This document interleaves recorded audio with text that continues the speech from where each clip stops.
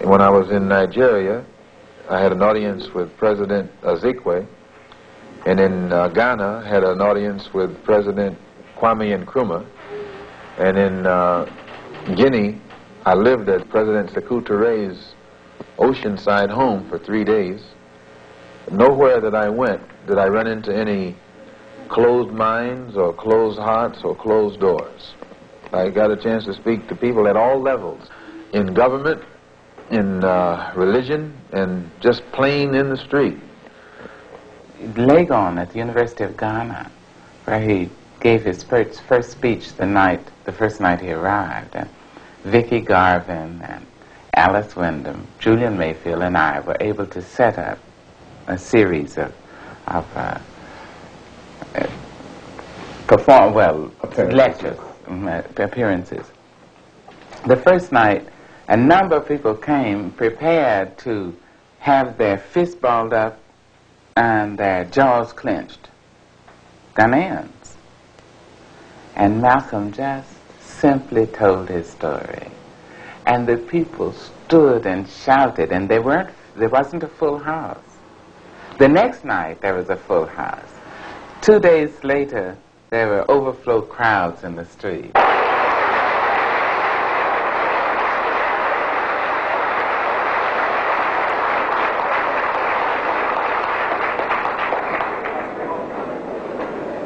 Assalamu alaikum. Mr. Moderator, our distinguished guests, brothers and sisters, our friends and our enemies.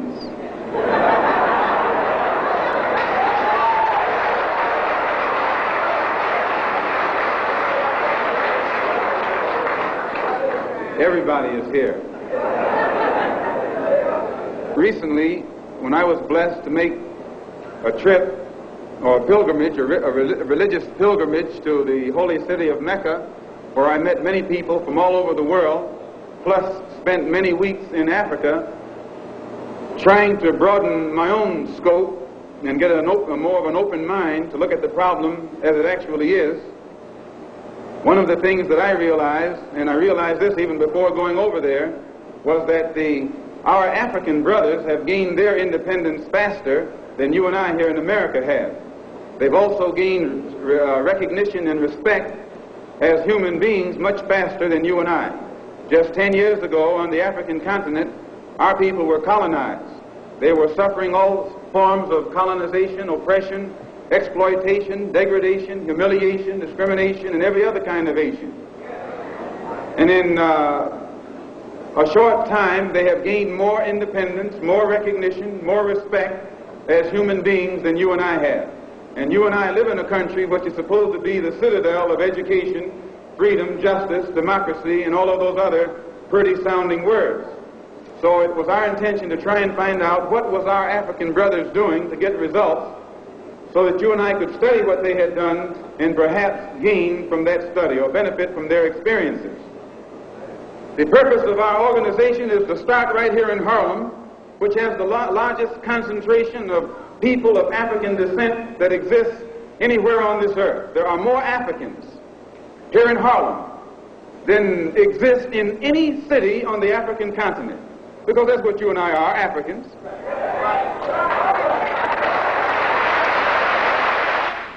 The Organization of Afro-American Unity shall include all people of African descent in the Western Hemisphere. In essence, what it is saying, instead of you and me running around here seeking allies in our struggle for freedom, in the Irish neighborhood or the Jewish neighborhood or the Italian neighborhood, we need to seek some allies among people who look something like we do. And once we get their allies, it's time out for you and me to stop running away from the wolf right into the arms of the fox, looking for some kind of help. That's a drag. Number 2, self-defense.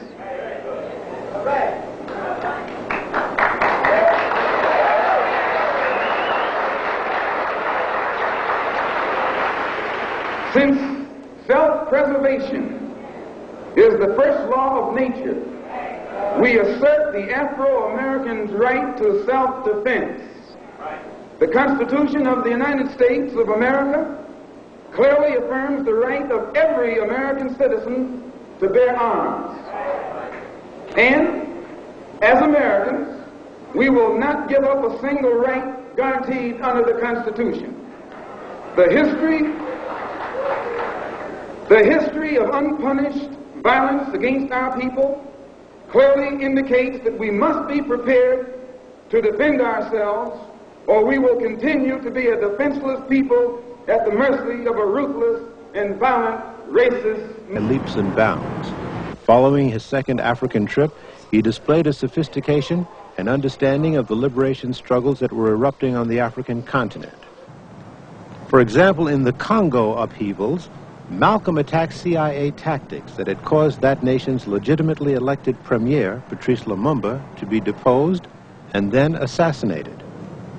Congolese have been massacred by white people in the Congo for years and years and years. And if the shoe is now on the other foot, only thing I can say is it's like chickens that always come back home to roost. Do you personally feel, though, that there's some shame or involvement here or some guilt associated with the killing of other human beings? I think that the white people should be ashamed of the deplorable situation that has been existing in the Congo, which is not the fault of the Congolese, but which is the result of instigation by European powers who are fighting each other over the mineral wealth of the Congo. And now to make it appear that the Congolese themselves are criminals or brutes because they're reacting to these injustices that they've been victimized by is again ducking the question. I was with him in Detroit once. I remember him talking in Detroit about the fact that Lumumba had been killed and Tshombe had been used as a tool to overthrow him. He was talking at that time about the CIA. He was talking about how people in major powers use African leaders. And he was comparing this to use of American black leaders by presidents and CIA and others. Tshombe is the murderer of Lumumba, who was the rightful prime minister of the Congo.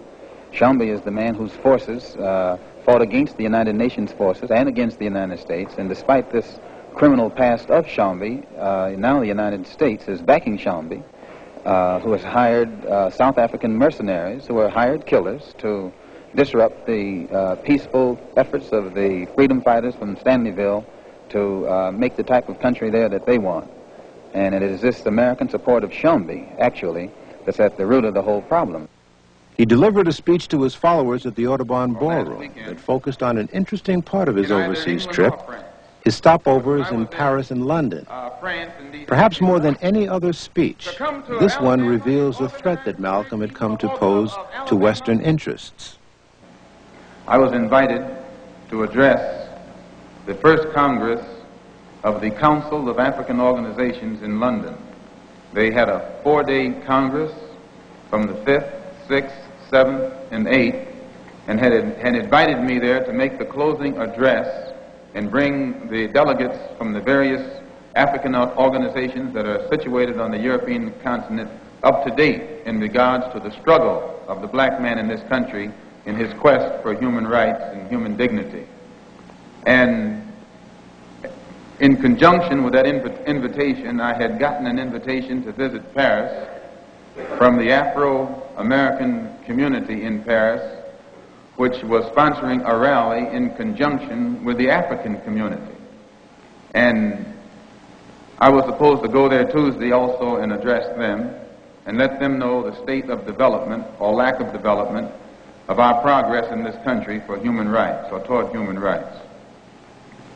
As many of you know, when I got to Paris, the man said I couldn't come in.